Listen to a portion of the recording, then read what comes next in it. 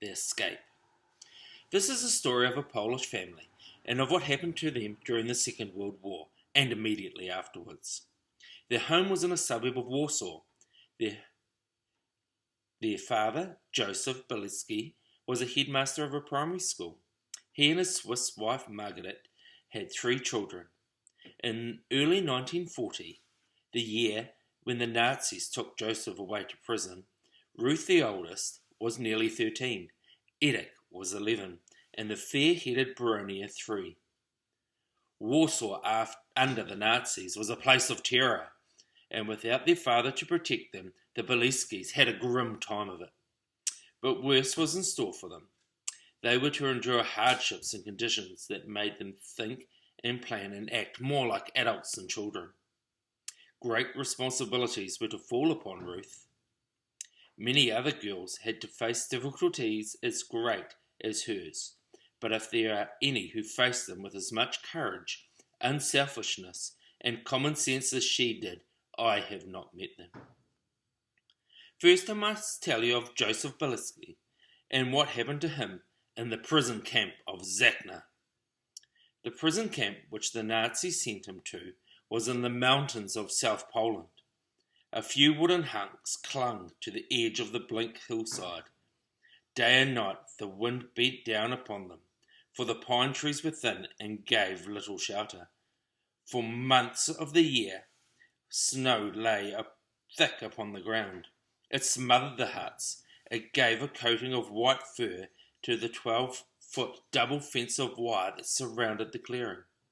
In stormy weather, it blew into the bare huts through cracks in the wall. There was no comfort in Zachna. The camp was crowded with prisoners. Most of them were Poles, but there were some Czechs, Hungarians, and a few Russians too. Each hut held about 120, yet it was hardly big enough for more than 40. They passed the time loafing around, playing chess, sewing, reading, fighting for old newspapers or cigarette stumps, quarrelling and shouting. At mealtimes they huddled around trestle tables to eat their cabbage and potato soup. It was the same for every meal. You could blow yourself out in it and never be satisfied. For drinking, they had warm water with breadcrumbs in it. The Nazi guards called it coffee. Twice a week, they had a dab of butter, and there was a teaspoon full of jam on Saturdays. What use was this for keeping out the cold? Few had the strength or the spirit to escape. Several prisoners had got away. A few even managed to reach the plains. Those that were not caught were sent back and died of exposure in the mountains. But Joseph was determined to escape. During the first winter, he was too ill and dispirited to try. He would sit around the hut, thinking of his family and staring at a few tattered photos of them he had been allowed to keep. He would think of his school in Warsaw and wonder what was happening there. When the Nazis came, they had not closed it, but they had taken away all the Polish textbooks and made him teach in German. They had hung up pictures of Hitler in all the classrooms. Once, during a scripture lesson, Joseph had turned the picture of Hitler's face to the wall. Someone had reported this to the Nazis. Then, the Nazi stormtroops came for Joseph in the middle of the night and bundled him off to Zachna. They had left Margaret and the 3 children behind. How he longed to see them. During the summer his health mended, but the number of guards was doubled. A group of 6, he was one of them, tried to break away together, but their attempt failed. For this, he had a month of solitary confinement. The following winter he was ill again, but no less determined to escape. He decided to wait till early spring, when the snow was beginning to melt and the nights were not so bitter. Very carefully he laid his plans. It was no use thinking of cutting the wire fence. There was a trip line inside the double fence, and anyone who crossed it would be shot. If he got as far as touching the fence, the alarm bell in the guardhouse would ring. There was only one way out. The way the guards went. through the gate and past the guardhouse. His idea was to disguise himself as one of them and follow them as they went off duty. But how was he to get hold of a uniform? At the back of each block was a leaky and unheated hut known as the cooler. It had 3 or 4 cells to which unruly prisoners were sent to cool off. To be sent there, you had only had to be late for roll call or cheek a guard. It was quite a popular place in summer, as it was quiet. But in winter, you could freeze to death there. In spring, with a bit of luck, you might survive a night or 2 of frost. One March day during the morning, the morning hut inspection, he flicked a paper pellet at a guard. It stung him behind the ear and made him turn around. The next one made his nose smart. That was all there was time for. Within 5 minutes, Joseph was in a cell in the cooler. For days he stamped up and down to keep himself warm. He clapped his arms against his sides. He dared not lie down for more than a few minutes at a time in case he dropped off to sleep and never woke up. Twice a day a guard brought him food. For the rest of the time he was alone. On the evening of the 3rd day, the guard came as usual. When Joseph heard the soft thud of his footsteps in the snow, he crouched down on the floor at the back of his tiny cell. He had a smooth round stone and a catapult in his hands. He had made the catapult from pine twigs and the elastic sides of his boots. His eyes were fixed on the flap of the door. In a moment, the guard would unlock it, peer inside, and hand in the food. Tensely, Joseph waited. He heard the key grate in the rusty lock of the outside door of the cooler. The hinges creaked open. There was the sound of much spluttering. The guard was lighting the lamp. Heavy boots clamped across the floor towards his cell. Joseph drew back the elastic. He heard the padlock and the flap begin to unlock. The flap slid aside. The guard had not seen Joseph when the stone struck him in the middle of the forehead and knocked him to the floor. The floor shook as he tumbled. He groaned and rolled over. Joseph must act quickly. Before the guard came to his senses, he knew the guard kept his bunch of keys in his great coat pocket. He must get hold of them without delay. He must lift the guard until they were in reach.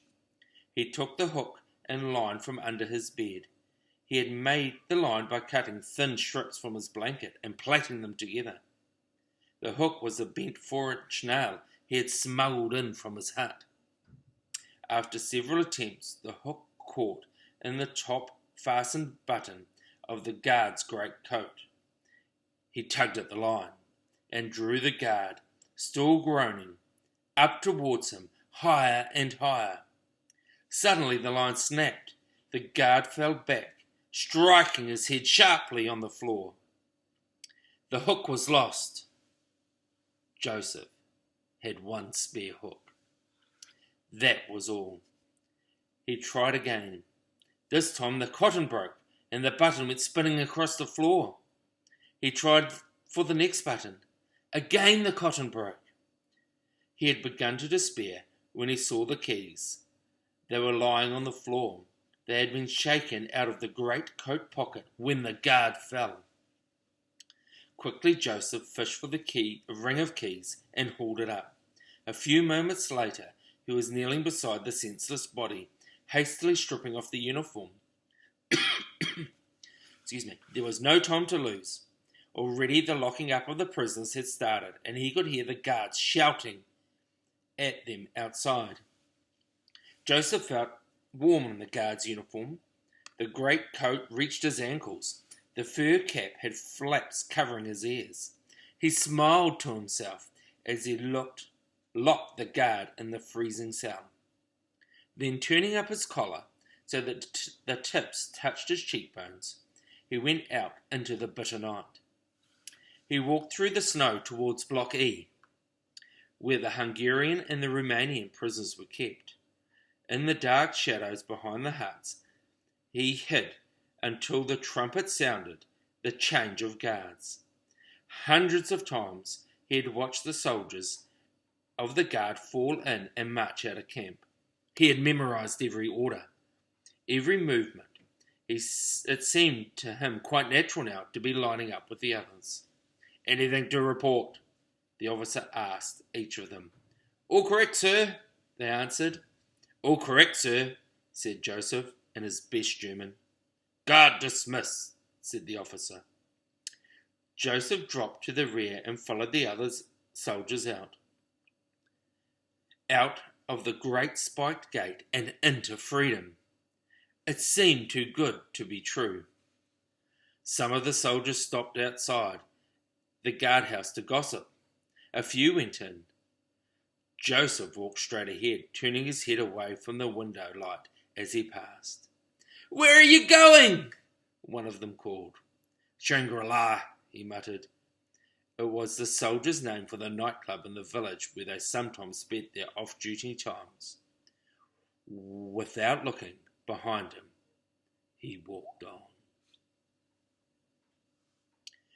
Chapter 1, The Escape. We have 6 questions for you to answer on your Google slide that you're going to make. Number 1, name each member of the Beliski family. Number 2, why did Joseph not try to escape the first winter he was in the prison camp? Why would solitary confinement be used as a punishment in prison?